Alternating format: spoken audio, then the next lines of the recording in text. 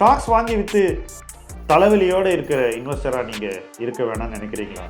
Mutual ஃபண்டில் தாராளமாக நீங்கள் இன்வெஸ்ட் பண்ணலாம். 1 கோடி என்ற இலக்கை அடையலாம். சில ஆயிரம் சம்பாதிக்கக்கூடிய ஒரு முதலீட்டாளராக நீங்கள் இப்போ இருந்தாக்கணும். லட்சங்களை கடந்து 1 கோடியை நீங்கள் எட்ட முடியும். மைல்ஸ்டோன்ஸ் 12 அதற்கான ஒரு இடம் தான். அது உங்களுக்காக தான் உருவாக்கி இருக்கோம். இந்த பிளாட்ஃபார்ம் மூலமாக நீங்கள் நிச்சயமாக 1 கோடி என்ற இலக்கை அடைய முடியும். ஒவ்வொரு மைல்களாக கடந்து 1 கோடி உங்களுக்கு வந்து சேரும். கீழே உள்ள ஃபார்மை ஃபில் பண்ணுங்க, M2W சேருங்க, நிம்மதியாக இன்வெஸ்ட் பண்ணுங்க.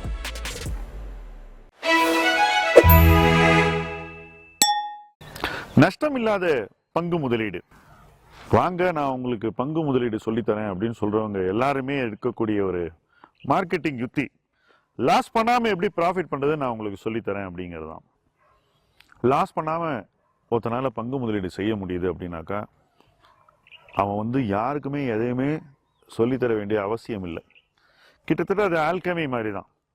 எதையும் தங்கமாக மாற்ற முடியும் என்று ஒரு விஷயத்தை சொல்லித்தர மாதிரி தான் நஷ்டம் இல்லாமல் பங்கு முதலீடு செய்வது என்பது.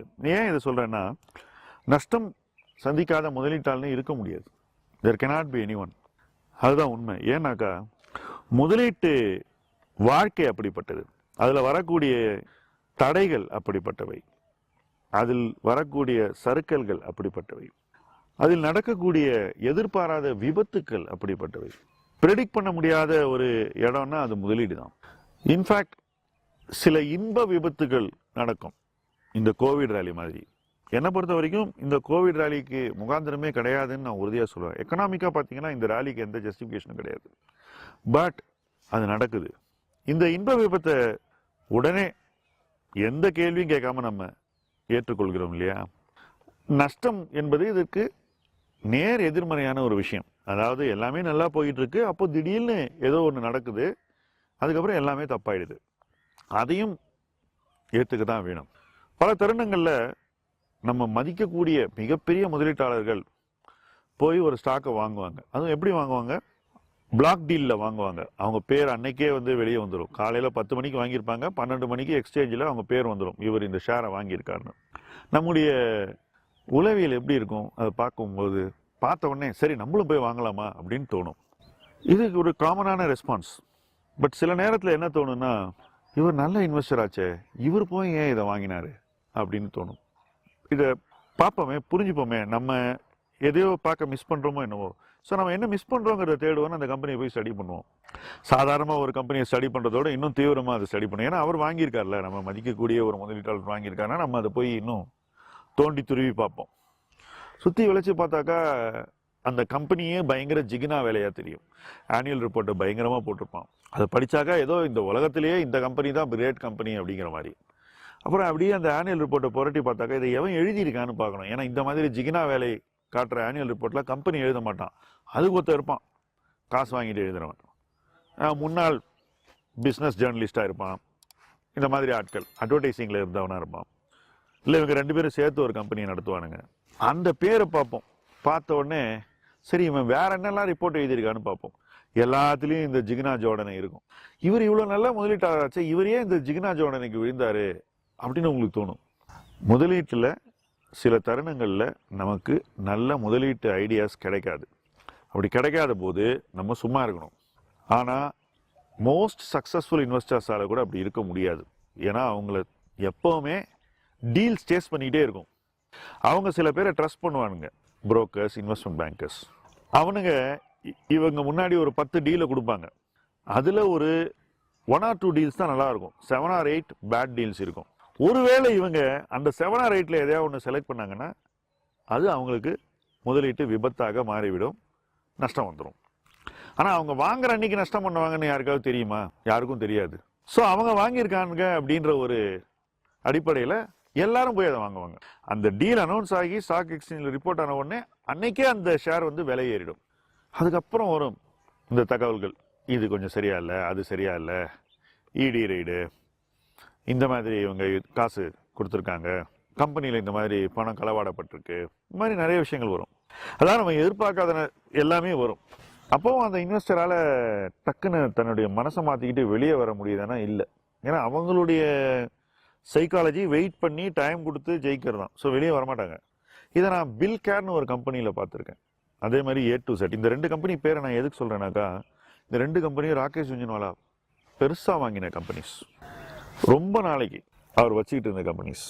ஒரு டைட்டன் மாதிரி ஒரு கம்பெனியை ஸ்பாட் பண்ணி வாங்கக்கூடிய ஒரு அசாதாரண திறமை கொண்ட ராகேஷ் ஜுன்ஜுன்வாலா எப்படி இந்த 2 கம்பெனியை வாங்கினாருன்றதை நான் நிறைய ஸ்டடி பண்ணியிருக்கேன். அந்த பில்கேர் ஆனுவல் ரிப்போர்ட்டை பல தடவை படித்து பார்த்துருப்பார். இதில் ஏதோ இடிக்குதுன்னு தோணும். அது என்ன இடிக்குதுங்கிறது அப்புறம் தான் தெரிய வந்தது. But it was too good to be true.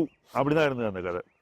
ஒரு பெரிய முதலீட்டாளர்களுக்கே இந்த மாதிரி ஒரு too good to be true ஸ்டோரியை இந்த சொசைட்டினால, அதில் இருக்கக்கூடிய பல செல் சைடு பீப்புள்னால முடியுதுனாக்கா, ஒரு காமன் மேன், ஒரு மிடில் கிளாஸ் இன்வெஸ்டரை என்ன மாதிரி கதை சொல்லி ஏமாத்த இந்த சொசைட்டியில் சக்திகள் இருக்குன்றதை யோசிச்சு பாருங்க. ஸோ அதனால தான் சொல்கிறேன், நஷ்டம் பண்ணாமல் இன்வெஸ்ட் பண்ணுறதுங்கிறது ப்ராக்டிக்கலி நாட் பாசிபிள். எங்கேயாவது ஒரு இடத்துல ஒரு அடி விழும். அந்த அடி விழும்போது எல்லாரும் என்ன பண்ணுவாங்க தெரியுமா? இவன் கதை முடிஞ்சிருச்சு அப்படின்னு சொல்லுவாங்க. ஆனால் அப்படி இல்லை. ராகேஷ் ஜுன்ஜுன்வாலா என்ன இந்த 2 கம்பெனினால பெரிய பாதிப்பு அடைஞ்சாரா என்ன? உன்னுடைய வெற்றிகள் இந்த மாதிரி தோல்விகளை ஈடுகட்டி அதுக்கும் மேலே உனக்கு வருவாயை ஈட்டி தர வேண்டும், லாபத்தை ஈட்டி தர வேண்டும், போர்ட்ஃபோலியோ வளர்ச்சியை உருவாக்கி தர வேண்டும். And actually you should focus on your winners. இது மாதிரி தவறு வரும்போது அவர் என்ன பண்ணுவார்? ஒரு பாயிண்ட்டுக்கு மேலே வித்துட்டு வெளியே போயிடுவார். நம்ம என்ன பண்ணுவோம்? அது 0க்கு போகிற வரைக்கும் வெயிட் பண்ணுவோம். இதுதான் வித்தியாசம்.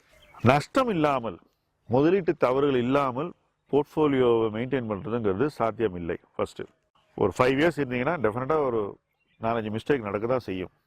அது தவறு என்று ஏற்றுக்கொள்ளக்கூடிய ஒரு மனப்பக்குவத்தை நாம் வளர்த்துக்கொள்ள வேண்டும். அதான் ஃபர்ஸ்ட் பாயிண்ட். நாம ஏற்றுக்கணும். Yes, I went wrong. Now how do I save whatever capital is left. இப்போ இருக்கிற மதிப்பை எப்படி நான் காப்பாற்றுறதுன்ற அந்த இடத்துக்கு போய் அங்கே டெசிஷன் எடுத்து வெளியே போகணும். வெளியே போயிட்டு அதுக்கப்புறம் தான் நீங்கள் ஒரு போஸ்ட்மார்ட்டம் பண்ணணும். கூராய்வு ஃபுல்லாக அந்த டெசிஷனை ஸ்லைஸ் பண்ணி அதில் என்னென்ன தவறுகள் செய்தீர்கள், எப்படி இதை நீங்கள் பார்த்தீங்க, அதில் என்ன தவறு இருந்தது, ஏன் நீங்கள் அப்படி அதை பார்த்தீங்க, உங்களுடைய சொந்த எண்ணங்களா அல்லது நீங்கள் பாரோட் ஐடியாஸ்னால அதை அப்படி பார்த்தீங்களா, யார்கிட்ட பாரோ பண்ணீங்க, என்ன பாரோ பண்ணீங்க, நீங்கள் கேட்காம அன்சொலிசிட்டட் அட்வைஸ் யார் கொடுத்தாங்க, அவங்க என்ன மாதிரி உங்கள்கிட்ட பேசினாங்க, உங்கள் மைண்ட் அசை போடணும். இதெல்லாம் ஃபுல்லாக ஒரு டிடெக்டிவ் மாதிரி நீங்கள் திரும்பி போய் அதை அனலைஸ் பண்ணணும். அப்படி பண்ணும்போது உங்களுக்கு தெரிஞ்சிடும் நீங்கள் எந்த பாயிண்ட்ல வல்னரபிளாக இருந்தீங்க அப்படிங்கிறது. ஏன்னா உங்களுடைய வல்னரபிலிட்டி தான். இன்னொருத்த ஏமாத்தினான்னு நீங்கள் சொல்ல முடியாது. நீங்கள் ஏமாற தயாராக இருந்ததுனால தான் நீங்கள் அந்த ஐடியாவில் ஏமாந்தீங்கன்னு நான் உறுதியாக சொல்லுவேன். எப்பவுமே ஏமாற்றப்பட்டதற்கான சூழல் எப்படி உருவாச்சு, அந்த இடத்துல நீங்கள் எப்படி பிஹேவ் பண்ணீங்க, மற்றவங்க எப்படி பிஹேவ் பண்ணாங்க, நீங்கள் அதை ஒரு ரெக்கி மாதிரி ஒரு ஃப்ளாஷ்பேக் மாதிரி பார்த்து புரிஞ்சுக்கிட்டு ஓகே அந்த பேட்டர்னை நீங்கள் உங்கள் மைண்டில் ஆழமாக பதிவு பண்ணிக்கிட்டீங்கன்னா அடுத்த முறை அதே பேட்டர்ன் வரும்போது உங்களுக்கு இங்கே அலாம் அடிக்கணும். இது நடந்தால் தான் நீங்கள் நஷ்டத்தை ஃபியூச்சரில் குறைக்க முடியும். அவாய்ட் பண்ணவே முடியாது, குறைக்கலாம். இதே மீறி ஒருத்தன் வருவான், ஒரு சதுரங்க வேட்டை ஆடுவான், நம்மளை ஏமாற்றுவான். அது கம்பெனியாக இருக்கலாம், இன்வெஸ்ட்மெண்ட் பேங்கராக இருக்கலாம், மீடியாவாக இருக்கலாம், யூடியூபராக இருக்கலாம், யார் வேணா இருக்கலாம், க்ளோஸ் ஃப்ரெண்டாக கூட இருக்கலாம். இதுதான் முதலீட்டு உலகம். ஏன்னா எல்லாருக்கும் ஏதோ ஒரு ஆதாயம் இருக்கு. நம்ம கிட்ட வர எல்லாருக்கும் ஏதோ ஒரு ஆதாயம் இருக்கு. அந்த ஆதாயம் நியாயமானதா இல்லையாங்கிறத பார்க்கணும். இப்போ எனக்கு ஒரு ஃப்ரெண்டு ஒரு பர்டிகுலர் பங்கு பிரைவேட் பிளேஸ்மெண்ட்ல வாங்கி கொடுத்தோம். அந்த பங்குக்கு பயங்கர கிராக்கி இருந்தது. நான் வாங்கி சில வாரங்கள்ல, நாட் ஈவன் 2 வீக்ஸ், அதுக்குள்ள ராதாகிருஷ்ண தமானி வாங்குறாரு அதே பங்கு, அதே விலைக்கு 1000 கோடிக்கு வாங்குறாரு. எனக்கு திக்குனாச்சு, நம்ம வாங்கின பங்கு டெலிவரி வருமா அப்படின்னு ஒரு டவுட் வந்துச்சு. ஏன்னா செல்லர் பேக் அவுட் ஆயிடுவானு. அதையெல்லாம் அந்த ஃப்ரெண்டு பக்காவா எக்ஸிக்யூட் பண்ணி அக்கௌண்ட்டுக்கு ஷேர்ஸை கொண்டு வந்து பணத்தை வாங்கிட்டு செட்டில் பண்ணாரு. அதுக்கு ஒரு ஊதியம் டிரான்ஸ்பரண்டா பேசி கொடுக்கப்பட்டது. அந்த ஊதியம் நீங்க சராசரியாக கொடுக்கக்கூடிய புரோக்கரேஜோட கணிசமாக அதிகமாக இருந்தது. அது முன்னாடியே பேசப்பட்டது. ஸோ இது மாதிரி டிரான்ஸ்பரண்டா டீல் பண்றவங்களும் இருக்காங்க. பட் இந்த டிரான்ஸ்பரன்சி இல்லாம செய்யறவங்க தான் 90%. இப்போ அவங்களோட நம்ம எப்படி டீல் பண்ணணும்ன்றதே நமக்கு ஒரு சேலஞ்ச். இப்போ என்னை பொறுத்த வரைக்கும் நான் அதிகம் பெற்று பேசுறதில்ல. அதுதான் எனக்கு ஆரன். இந்த deal makers, super smart people எல்லாம் நம்ம கொஞ்சம் தள்ளி வச்சிருது. பார்த்தா ஹலோ சொல்லிட்டு போயிடுது. ரொம்ப அவங்கள்ட்ட அடிக்கடி வாட்ஸ்அப் மெசேஜ் எல்லாம் அனுப்பிச்சோன்னா திருப்பதிக்கு போகாமலே மொட்டை அடிச்சிருவாங்க. ஸோ இதுதான் முதலீட்டு உலகம். நஷ்டம் இல்லாமல் நீங்கள் இருக்கவே முடியாது. பட் நஷ்டத்தை அடையும் போது அதில் பாடங்களை கற்கணும். அந்த பாடங்கள்லேருந்து வருங்கால நஷ்டத்தை தவிர்க்கிறதுக்கான ஒரு டெம்ப்ளேட்டை உருவாக்கிக்கணும். எப்பெல்லாம் நமக்கு அந்த பேட்டர்ன் வருதோ நம்ம மைண்டில் அலாம் அடிக்கணும்.